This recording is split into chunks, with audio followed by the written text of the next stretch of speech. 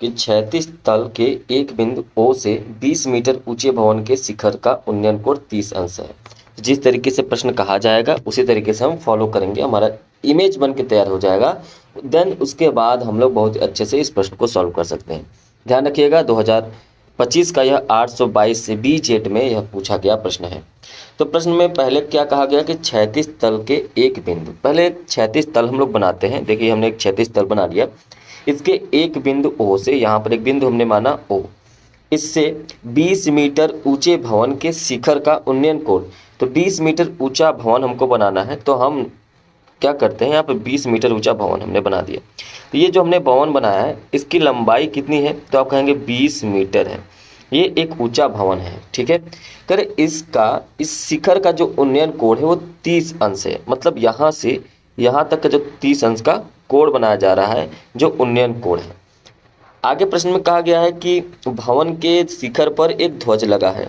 मतलब इसके शिखर पर यहाँ पर एक क्या लगा है, एक ध्वज लगा है, एक झंडा लगा है। इस तरीके से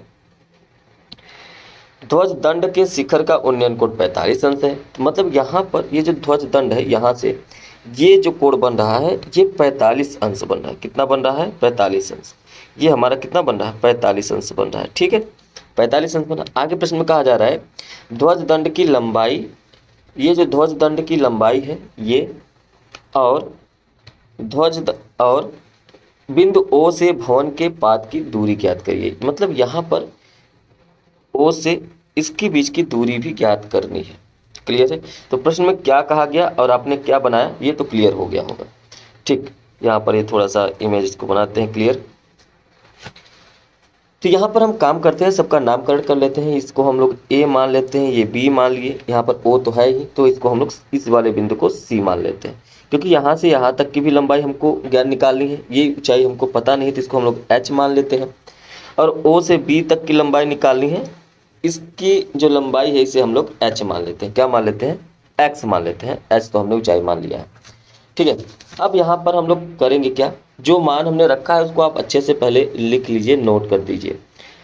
क्या लिखेंगे कि माना ध्वज दंड की लंबाई, क्योंकि हमने ये माना है, माना ध्वज दंड की लंबाई बराबर H मीटर, ठीक है। और क्या माना है, बिंदु O से भवन के पाद की दूरी X मीटर। बिंदु O से भवन के पाद की दूरी, पाद मतलब निचला हिस्सा होता है, ठीक है। पाद की दूरी X मीटर हो जाएगा, ये हमने माना है। अब यहाँ पर ध्यान से अगर आप देखें तो दो त्रिभुज का निर्माण हो रहा है। कितने त्रिभुज का, दो त्रिभुज। एक त्रिभुज बन रहा है ये, अगर आप ध्यान से देखें तो AOB या ABO, एक त्रिभुज ये बन रहा है, और दूसरा जो त्रिभुज बन रहा है वो C से बन रहा है ना। ध्यान से देखिए यहाँ पर भी एक त्रिभुज बन रहा है, ये COB, एक त्रिभुज ये भी बन रहा है। दो त्रिभुज हमारे सामने बन रहे हैं, इन दोनों त्रिभुज को ही हम लेंगे और दो एंगल भी हमको पता है। तो सबसे पहले हम लोग त्रिभुज ABO में चर्चा करेंगे। त्रिभुज ABO में, त्रिभुज ABO में तो कहते हैं क्या कि tan थीटा बराबर लंब बटे में आधार होता है। क्या होता है, लंब बटे में आधार, ठीक है। अगर ABO में अगर हम देखें तो हमारा जो लंब है वो AB है, और जो आधार है वो BO है ना। BO ही सबका आधार होगा, लंब यहाँ पर क्या हो जाएगा, AB, पूरी की पूरी ऊंचाई हो जाएगी, ठीक। तो tan थीटा, थीटा का मान क्या रखा है, तो आप कहेंगे थीटा का मान तो इसमें बड़े वाले त्रिभुज में तो 45 अंश है, तो यहाँ आप लिखेंगे tan 45 अंश बराबर AB का मान कितना है, तो कहेंगे H प्लस 20, और BO का मान कितना है, तो कहेंगे X, है ना। क्योंकि यहाँ से आप जब चलेंगे तो यहाँ से यहाँ तक की दूरी तो H है, यहाँ से यहाँ तक की जो दूरी है ये हमारा 20 है, इसलिए H प्लस 20 हो जाएगा AB की दूरी। तो यहाँ पर tan 45 अंश का मान 1 होता है, इसलिए 1 बराबर H प्लस 20 बटे में X हो जाएगा। फिर यह गुणा कर देंगे तो X बराबर H प्लस 20 हो जाएगा, और इसको हम लोग सब नंबर 1 मान लेंगे।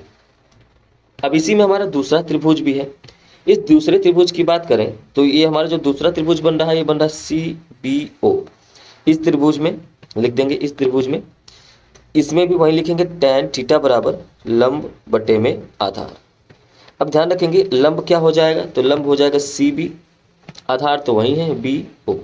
ठीक है, अब यहाँ पे थीटा का मान कितना है, तो कहेंगे tan थीटा बराबर यहाँ पे 30 अंश है, और CB का मान कितना है, तो कहेंगे CB का मान तो सिर्फ और सिर्फ 20 है, और BO का मान x है। CB तो यहाँ से यहाँ तक हुआ ना, तो ये तो सिर्फ और सिर्फ कितना है, 20 ही तो है।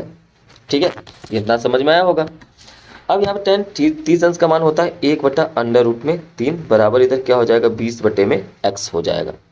अगर हम यहाँ पे तिर्यक गुणा कर दें तो x बराबर आ जाएगा 20√3।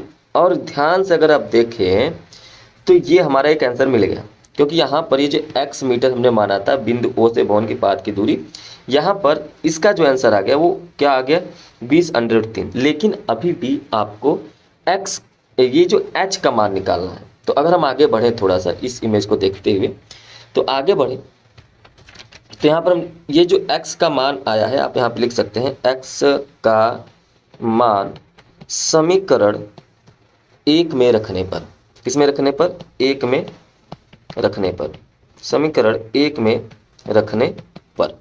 अब समीकरण नंबर 1 क्या है, तो कहेंगे समीकरण नंबर है एक है x बराबर, एक मिनट, x बराबर h प्लस 20। क्लियर है, तो x का मान कितना आया है, 20√3 हमने रख दिया, h प्लस 20। अब यहाँ पर 20 को इस तरफ ट्रांसफर कर दें तो 20√3 माइनस 20 बराबर क्या हो जाएगा, h।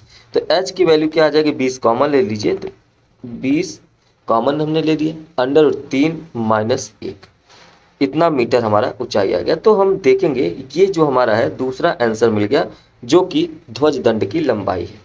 दूसरा आंसर यहाँ पर हो गया। उम्मीद है आपको ये क्वेश्चन बहुत ही अच्छे से समझ में आया होगा। समझ में आया हो तो इसे लाइक करें, शेयर करें, चैनल में पहली बार है सब्सक्राइब जरूर करें।